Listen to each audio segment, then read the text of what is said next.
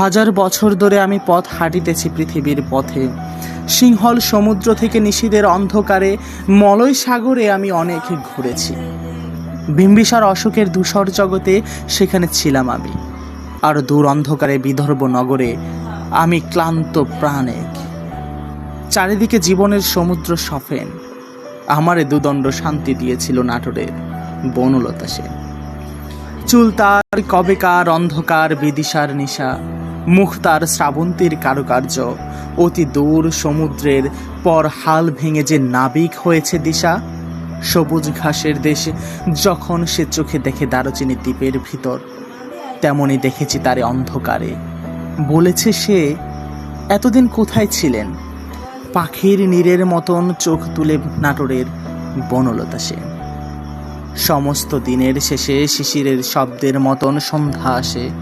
ডানার রৌদ্রের গন্ধ মুছে ফেলে চিল।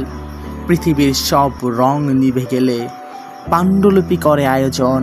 তখন গল্পের তরে জোনাকির রঙে ছিল মিল। সব পাখি ঘরে আসে, সব নদী ফুরায় জীবনের সব লেনদেন। থাকে শুধু অন্ধকার মুখোমুখি বসিবার বনলতা সেন।